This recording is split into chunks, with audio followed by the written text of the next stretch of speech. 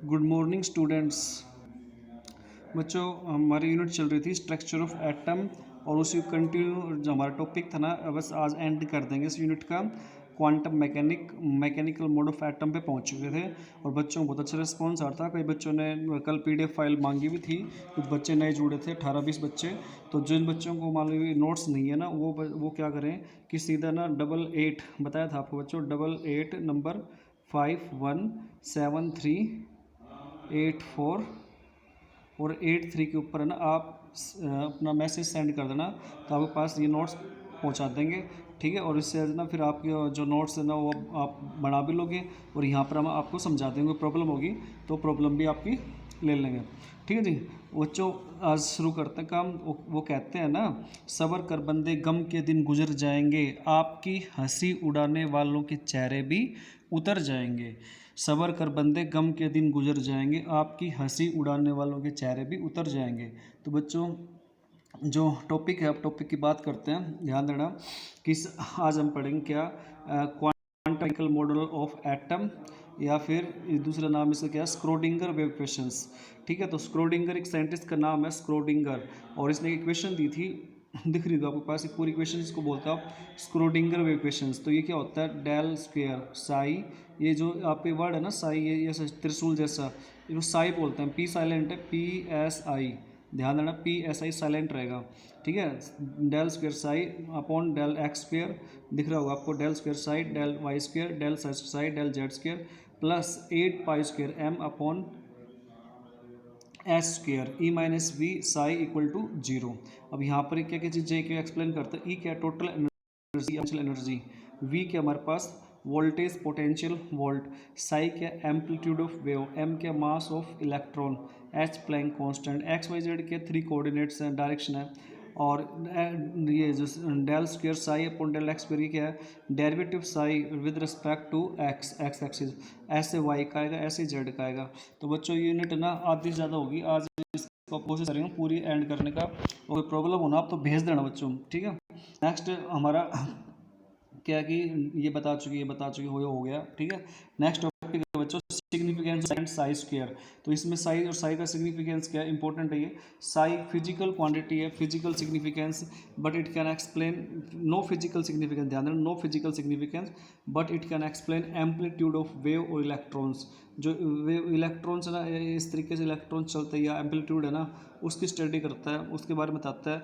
और साई स्क्वायर क्या है, tells about probability of finding electrons around the nucleus. ठीक है जी, नेक्स्ट बच्चों हमारा जो टॉपिक आता है वो है difference between orbit and orbitals. तो सिंपल है। ठीक है, ऑर्बिट क्या होता है, एक सर्कुलर पाथ है जहाँ पर आपके न्यूक्लियस के चारों तरफ इलेक्ट्रॉन्स रिवॉल्व करेंगे। ठीक है, रिवॉल्व्स, जबकि it is the path where probability of finding electrons कैसी मैक्सिमम। ठीक है, दूसरा हमारे पास बच्चों क्या है, दूसरा कि हमारे पास ऑल ऑर्बिट्स है ना, circular and disc like shape होती है, डिफरेंट ऑर्बिटल डिफरेंट शेप। ठीक है जी, maximum number of electron 2n²। यहाँ पर आपको पता है कि एक ऑर्बिटल में मैक्सिमम 2 इलेक्ट्रॉन्स आते हैं। इट रिप्रेजेंट प्लेनर मोशन, एक प्लेन में होगा, ठीक है, एक प्लेन के अंदर ऐसे घूमते रहेंगे। ठीक है, it represent 3 dimensional motion of electrons. Orbitals क्या होता है, ऑर्बिटल्स न्यूक्लियस है, इसके चारों तरफ इलेक्ट्रॉन्स मिलेंगे। इलेक्ट्रॉन तो इलेक्ट्रॉन्स है ना, वो किसी भी डायरेक्शन में सकते हैं, एक्स वाई जेड।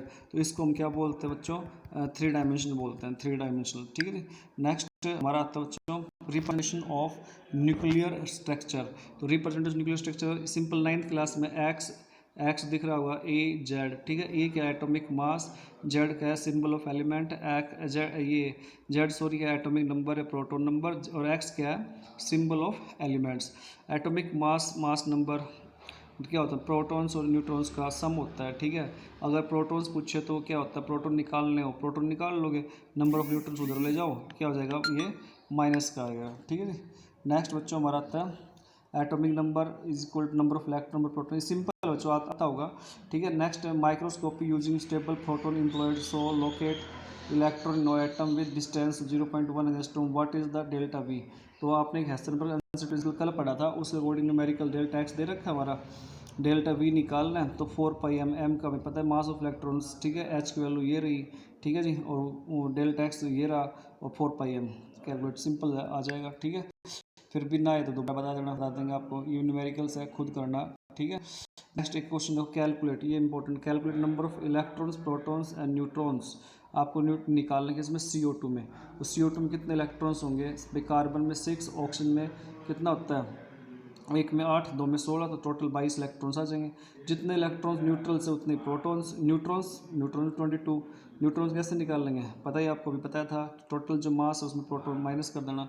ठीक है, ये आपकी जो आगे प्रॉब्लम्स है, अगर आपको ये क्लियर ना हो तो आप बताना। ठीक है, सारे NH3 है, बेंजीन्स है, कार्बोनेटाइंस है, एटसेट्रा, सारा आप खुद करके देखना।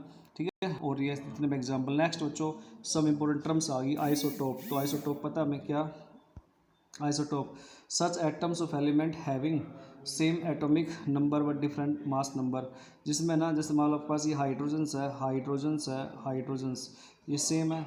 अब यहाँ पर 1 1 1 ये सेम हो गया, यहाँ पर 1 2 3, तो जहाँ पर डिफरेंट एटॉमिक मास होगा ना उसे आप क्या होगा, आइसोटोप। आइसो बार इसको उल्टा कर देना, जहाँ पर है ना मास तो सेम मिलेगा, मास सेम, 3 एग्जाम्पल दिख रहा है, और ये जो दिख रहा है एटॉमिक नंबर और ये एलिमेंट्स, ये क्या मिलेंगे आपको, डिफरेंट मिलेंगे। ठीक है, आइसोटोन क्या होता है बच्चों, जिसमें ना नंबर ऑफ न्यूट्रॉन्स है ना सेम हो, सेम नंबर ऑफ न्यूट्रॉन्स, तो वहाँ वो उसको आप क्या बोलते हो, आइसोटोन। आइसोइलेक्ट्रॉनिक सीरीज़ क्या होता है बच्चों, जहाँ पर आपके पास नंबर ऑफ इलेक्ट्रॉन्स है ना सेम मिले, ऐसी सीरीज़ जहाँ पर इलेक्ट्रॉन सेम मिले। जैसे नाइट्रोजन में निकालना है, यहाँ पर नाइट्रोजन के 7 और 3 ऊपर जोड़ दो 10, 8 ऑक्सीजन के 2 ऊपर 10, 9 और 1 10, नियोन में 10 होता है। ये सोडियम प्लस का है, तो इसमें से क्या करेंगे, 11 में से क्या 10, ठीक है, यहाँ 12 में 2 गए 10, 13 में 3 गए 10, तो इन पूरी सीरीज में कितने 10 इलेक्ट्रॉन्स हैं। ठीक है, समझ में आ गया होगा, क्लियर।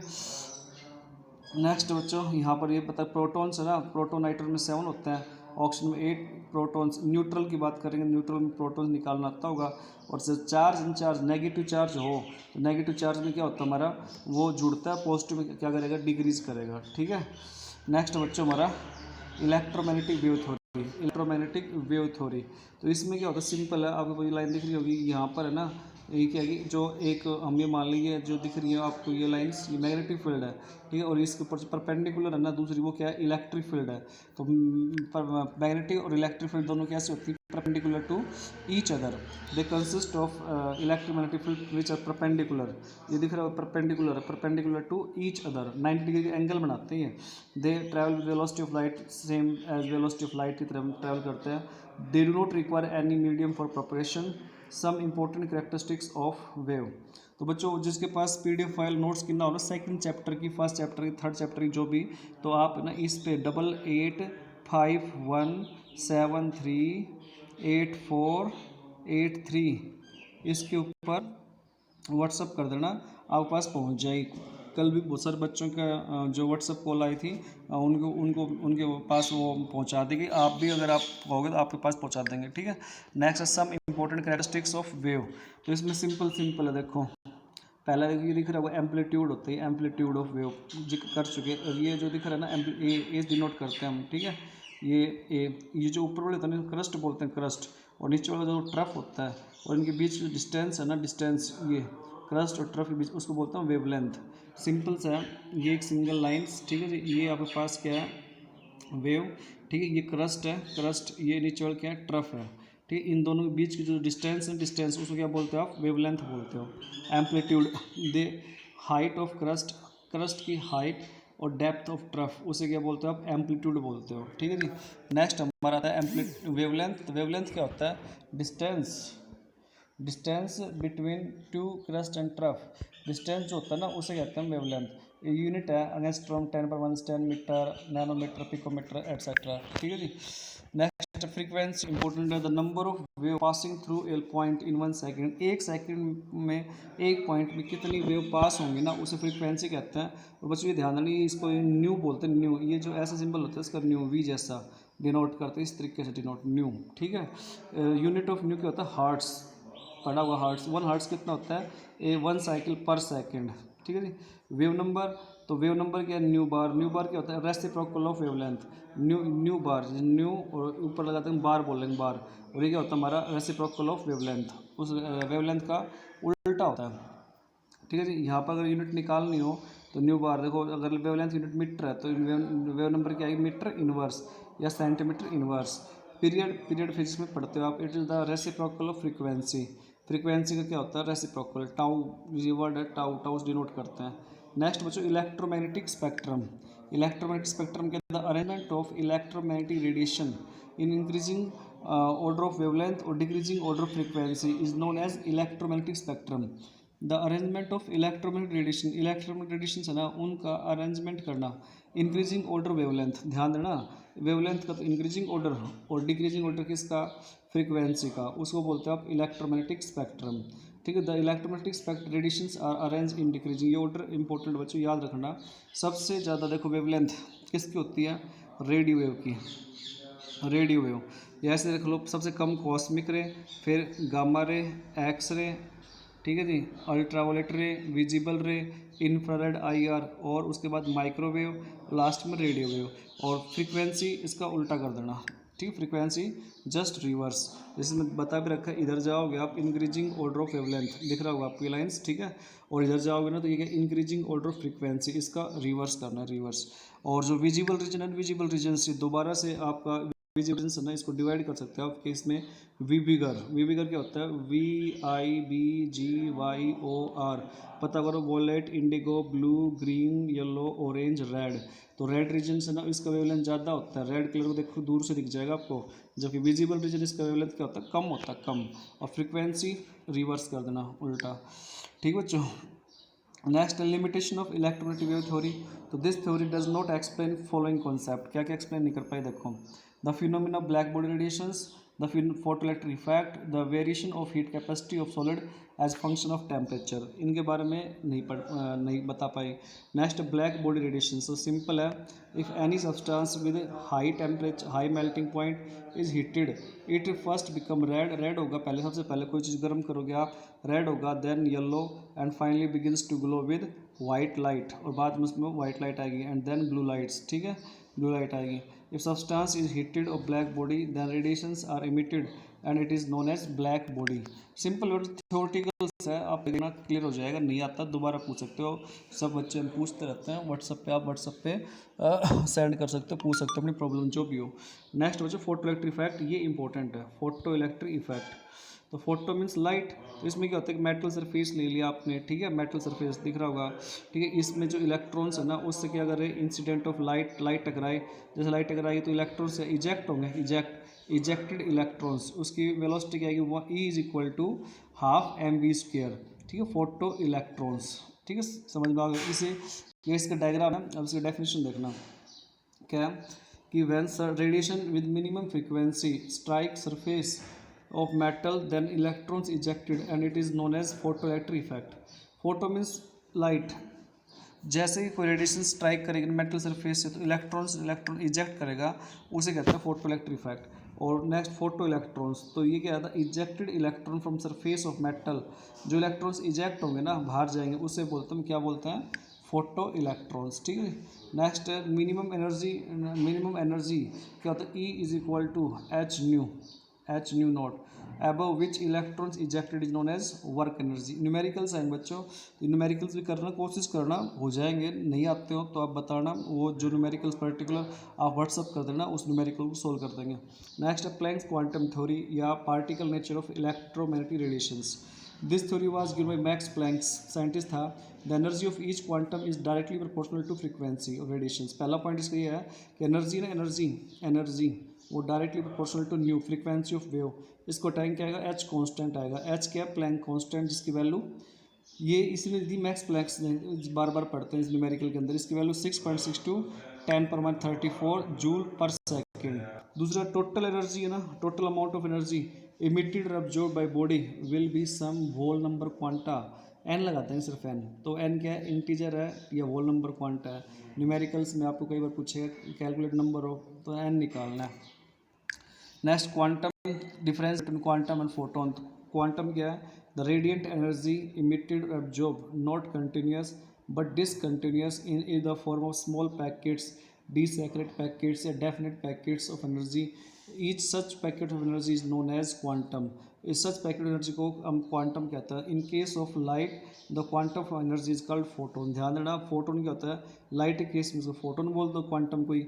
और वैसे डेफिनेट जो डिसक्रीट पैकेट्स ऑफ एनर्जी होगी ना उसको बोलेंगे क्वांटम। तो बच्चों मेरे वीडियो ने एक दो बार देख इसको सुनना, फिर समझ में आएगा। ऐसे नहीं कि भाई एक बार में समझ में आ जाएगा, 2-3 बार इसको आप करना फिर समझ में आएगा। Next spectroscopy. The spectroscopic branch of science deals with the study of spectra. Simple emission spectra, emission मतलब emit होना। इसमें आप पहले कर चुके हैं, जैसे एक बार आपने स्पेक्ट्रा पढ़ा था ना, बोर स्पेक्ट्रा, वही है।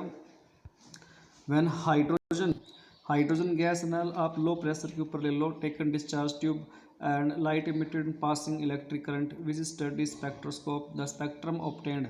जो स्पेक्ट्रा ऑब्टेन्ड होगा ना उसको क्या बोलोगे आप, emission spectra of hydrogens. It consist of large number of lines. और मैंने पहले कहा वही है, देखो Lyman, Balmer, Paschen, Brackett, Pfund, वैसी लाइन्स आएंगी ग्रुप के अंदर। इन ग्रुप की लाइन को आप अलग अलग नाम दे रहे थे। अगले जगह पूछे तो हम्फ्री सीरीज आती है, हम्फ्री सीरीज। ये इंपॉर्टेंट है। लेमन सीरीज कौन से रीजन में, अल्ट्रावायलेट में। बामर कौन से, विजिबल में। बाकी जो बच गई ना बाकी जो बच गई सारी की सारी वो कौन से में आएंगी, हमारी IR में आएंगी, IR रेडिएशंस के अंदर। ठीक है जी। नेक्स्ट बच्चों इसमें इंपॉर्टेंट चीज़ है रेडबर्ग फार्मूला। इस पर बहुत मेडिकल आएंगे बहुत सारे, वो करना कोशिश करना आ जाएंगे। This formula use in calculation of wavelength and wave number. Wavelength wave number क्या होता है, ये होता है हमारा 1/λ न्यू बार। ये क्या होता है, R1/N1 N1 square minus 1/N2 square. दोबारा देखो, nu bar is equal to 1/λ। कई बच्चे कहेंगे स्पीड ज़्यादा, स्पीड भाई क्या करें, महाभारत आएगी 12 बजे, ठीक है, तो इस वजह से थोड़ा दिक्कत हो रही है। 1/N1 square. और सुबह सुबह वो बच्चे कोरोना वायरस है उसी चेकिंग के लिए आ गए थे तो वहाँ टाइम देना पड़ा।